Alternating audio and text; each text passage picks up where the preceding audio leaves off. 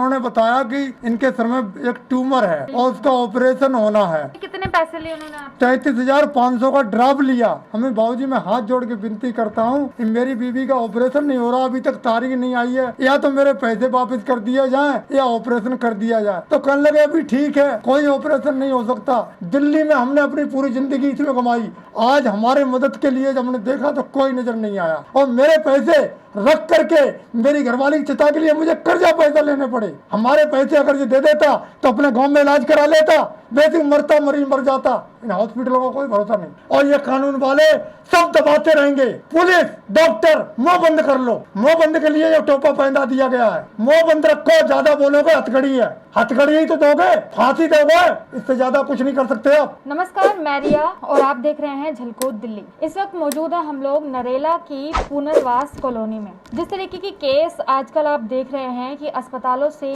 सुनते चले आ रहे हैं। हालांकि आपको बता दें कि कोरोना से संबंधित मामले ही हमारे सामने निकल कर नहीं आ रहे हैं, बल्कि आप विश्वास नहीं करेंगे कि कुछ ऐसे केस भी हैं जिन पर इस तरीके के हालात पैदा हो जाते हैं। लेकिन पूरा मामला क्या है वो हम परिवार से ही बातचीत करके आपको बताएंगे। क्या हुआ था आपकी बीवी को? मेरी बीवी के कुछ नहीं हुआ था, उनकी आंख में थोड़ा कम दिखता था, रोशनी कम थी। इस चक्कर में हम हॉस्पिटल पहुंचे तो उन्होंने बताया कि इनके सर में एक ट्यूमर है और उसका ऑपरेशन होना है। तो बोले कि आप ऐसा करिए, पैसे जमा कीजिए और इसका अर्जेंट है। हमने कहा ठीक है, हम अर्जेंट कर देते हैं, जो पैसे होंगे दे देता हूँ। तो उन्होंने अर्जेंट में कितने पैसे लिए उन्होंने आप? 33,500 का ड्राफ्ट लिया, नगद पैसे जमा नहीं किए। नगद और खर्चा हुए मेरे जो छोटे मोटे अलग से थे, उनका कोई हिसाब नहीं है। पर ये डेट पे आज तक फोन करके ना फोन किया ना बुलाया, मैं स्वयं जाता था हॉस्पिटल। अच्छा, अर्जेंट आपने बताया, आपसे पैसे लिए उन्होंने। हाँ। उसके बाद फिर कहते हैं कि हम फोन करेंगे तो आप लेके आना। हाँ, हमने कहा ठीक है सर, जितनी जल्दी हो ये ऑपरेशन हो जाए, हमारे बाल बच्चों को देखने वाला कोई नहीं है, मैं हाथ जोड़ के विनती करता हूँ।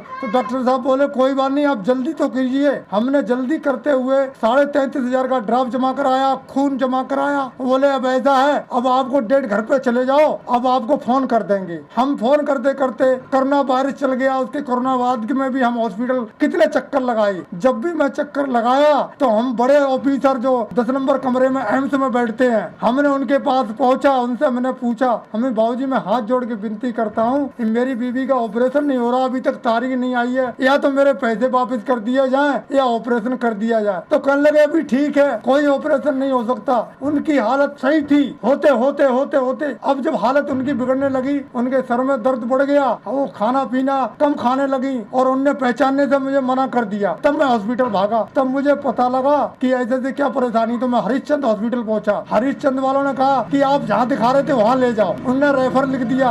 एम्स हॉस्पिटल पहुंचा। एम्स हॉस्पिटल में सुबह 11 बजे से लगे 5 बजे इन्हें चेक किया और 5 बजे चेक करने के बाद में कह रहे ठीक है कोई बात नहीं है, न्यूरो सर्जरी में दिखाना। न्यूरो सर्जरी से हमने कही कब लगेगी, करे परसों लगेगी न्यूरो सर्जरी। अब बताओ, मरीज की हालत खराब होती जा रही है, तब कोई समस्या भी नहीं थी ऐसी, और ऐसे होने के बावजूद भी मेरा मरीज इतना परेशान हो गया, कहीं का भी ना मैं एम्बुलेंस रात दिन धक्का खा रहा हूँ, वो परेशान हो रहा है। तो मैं फिर राम मनोहर लोहिया हॉस्पिटल भागा। राम मनोहर लोहिया में कहा कि जब एम्स का था तो यहाँ क्यों लेके आए, एम्स ही ले जाओ। एम्स ने आपसे कहा कि आप नरेला के हैं तो नरेला है। हाँ, और एम्स ने बोला कि आप नरेला हो तो नरेला ले जाओ। अब नरेला में ऐसा कोई हॉस्पिटल नहीं है बड़ा जो दिखाऊं मैं, है, और जहाँ मेरे पैसा जमा है तो वो करे वहीं लेके जाओ। अब यही राम मनोहर लोहिया ने किया। जब हमें विश्वास नहीं हुआ, मेरी मरीज की हालत डाउन होती गई, मैं राम मनोहर लोहिया में फिर दोबारा कहा और हमने कहा साहब इनको भर्ती कर लो, इनको ऑक्सीजन तो दे दो।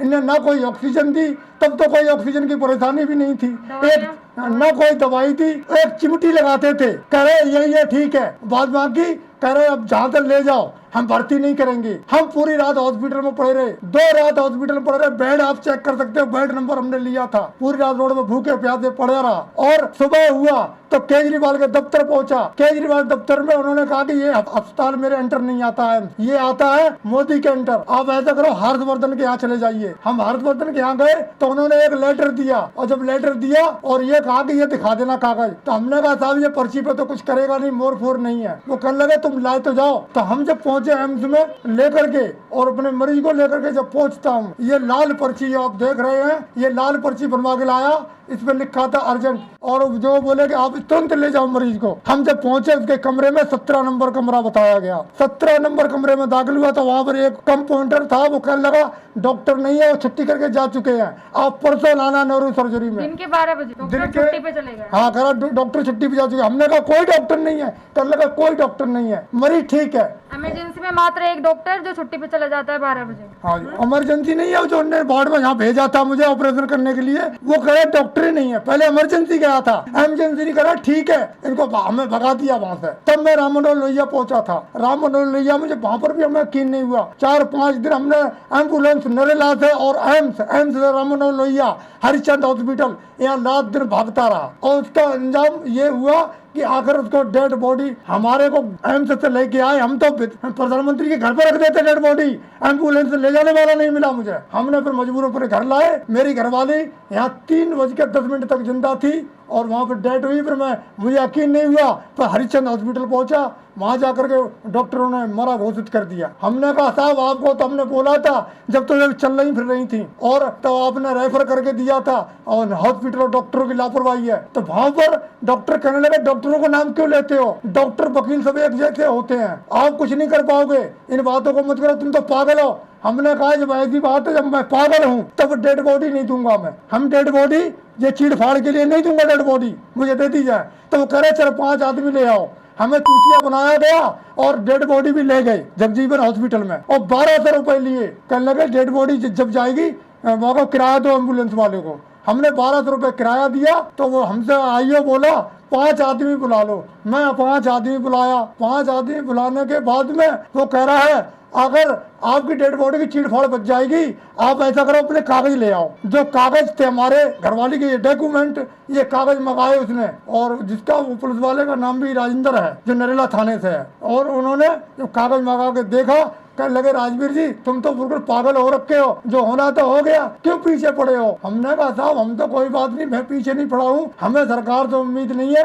कि सरकार मेरी मदद करेगी। अब डॉक्टरों पर भरोसा नहीं, मुझे मर जाऊंगा, दिल्ली के अंदर नहीं बाहर मरूंगा जाकर के। ये डॉक्टर नहीं है, डॉक्टर के नाम के कहते हैं भगवान कहा जाता है डॉक्टर के लिए। अरे डॉक्टर मना करते हैं कि ऊपर का ऑर्डर है पर्ची लिखवा लाओ, ठीक है, अगर वो कहते हैं कि ऑर्डर है पर्ची लिखवा लाओ तो सही है, अगर वो पर्ची मारा तब तो ठीक है, वहाँ पर्ची बताते भी तो नहीं है, गुमराह बना करते हैं। अगर दिल्ली का संग ये हो सकता है, जो बाहर का आदमी आता है तो उनको क्या होगा, मरेगा ही, वो मारेंगे ही, ये डॉक्टर मारेंगे। अच्छा, आपकी मांग है जो ये धनराशि आपसे ली गई है, दी गई है, वो वापस चाहते हैं? मेरी जो 33,500 रुपया मुझे चाहिए, अगर इसके लिए मुझे कोर्ट जाना पड़ा तो मैं कोर्ट भी जाऊंगा। 33,500 मुझे चाहिए कि सरकार ने मुझे चवन्नी नहीं दिया आज तक। मैं सरकार के लिए 1 रुपया नहीं छोड़ूंगा। मेरी डेड बॉडी मेरी घरवाली की ने सत्यानाश कर दी, सत्यानाश कर दी। हमारे जिंदगी में एक तूफान है कि हमने दिल्ली में क्या खाया, क्या कमाया, क्या खोया, क्या पाया। ये दिल्ली में सरकार ने क्या दिया, गरीब के नाम पर धप्पा है, कहते हैं गरीबों को देते हैं,